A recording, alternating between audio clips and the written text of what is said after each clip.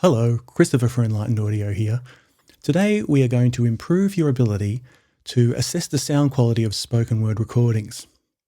The way we're going to do this is that I'm going to read you a series of short passages.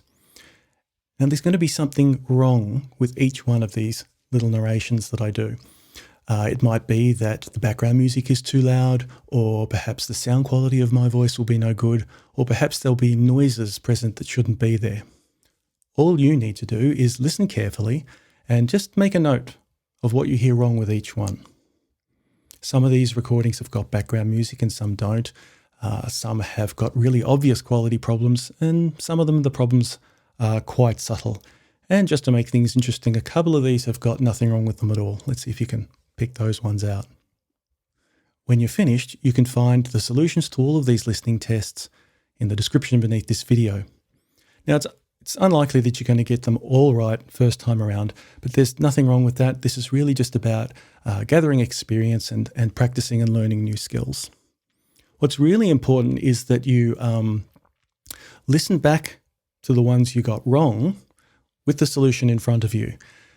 If you still can't hear the problem with the solution in front of you, that tells you that there's something wrong with your headphones or speakers, something in your equipment chain that's letting you down. And that means there's a possibility that those problems are going to crop up in your own recordings and you won't hear them when they do. Audio engineers call this process that we're going through today critical listening. But I think for those of us who are creating meditation and hypnosis recordings, perhaps a better term might be mindful listening. This type of listening practice requires you to be very present-minded. So with that in mind, the passages I'll be reading today are all from Eckhart Tolle's book, The Power of Now. Okay, good luck with this, relax, and enjoy the process. Now consider this. If there were nothing but silence, it wouldn't exist for you. You wouldn't know what it is. Only when sound appears does silence come into being.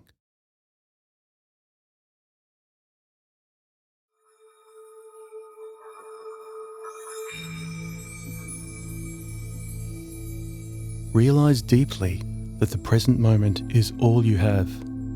Make the now the primary focus of your life.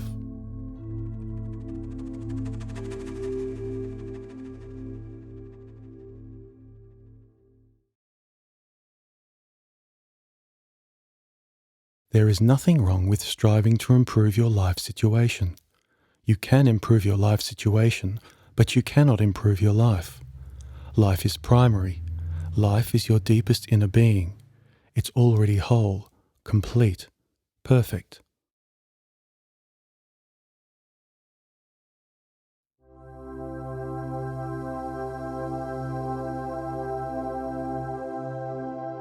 Try a little experiment.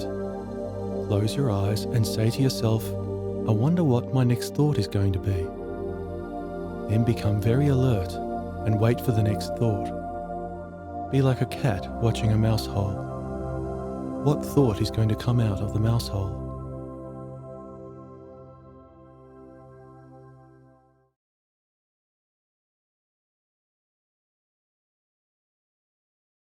The moment you realize you are not present, you are present. Whenever you are able to observe your mind, you are no longer trapped in it.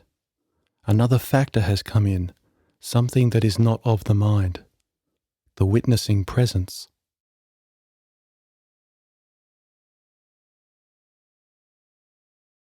Time isn't precious at all because it is an illusion. What you perceive as precious is not time, but the one point that is out of time, the now. That is precious indeed.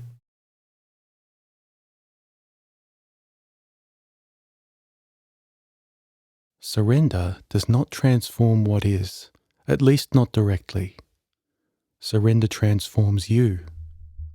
When you are transformed, your whole world is transformed, because the world is only a reflection.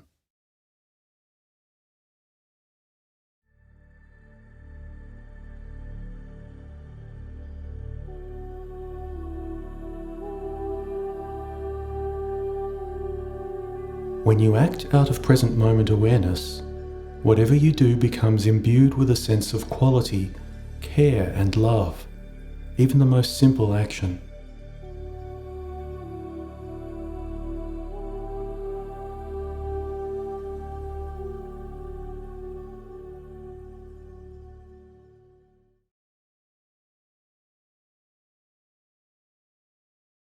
The eternal present is the space within that your whole life unfolds, the one factor that remains constant.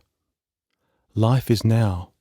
There was never a time when your life was not now, nor will there ever be.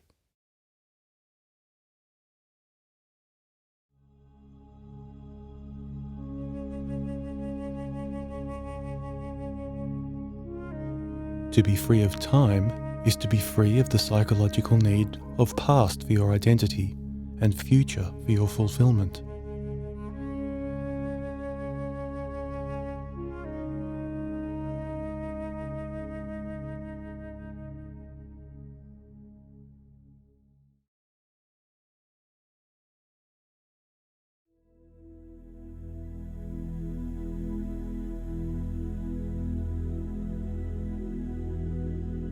What could be more insane than to oppose life itself, which is now and always now? Surrender to what is. Say yes to life and see how life suddenly starts to work for you rather than against you.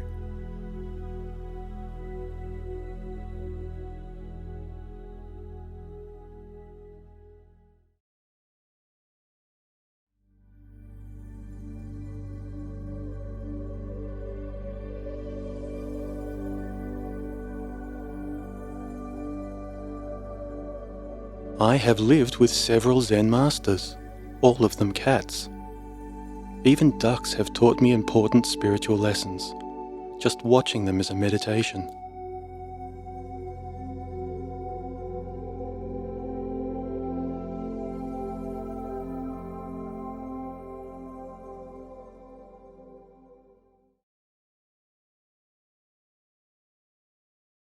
Even a stone has rudimentary consciousness. Otherwise, it would not be, and its atoms and molecules would disperse. Everything is alive: the sun, the earth, plants, animals, humans. All are expressions of consciousness in varying degrees, consciousness manifesting as form.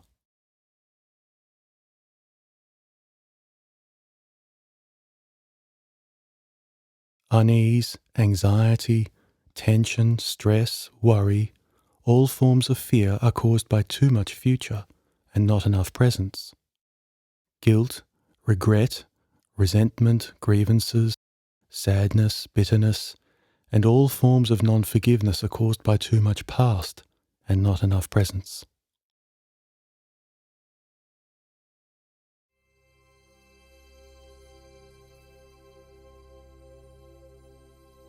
Emotion arises at the place where mind and body meet. It's the body's reaction to your mind, or you might say, a reflection of your mind in the body.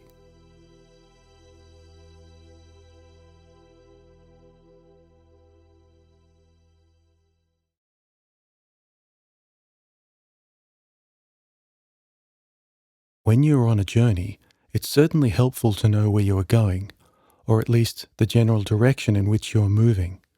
But don't forget, the only thing that is ultimately real about your journey is the step you're taking at this moment. That's all there ever is.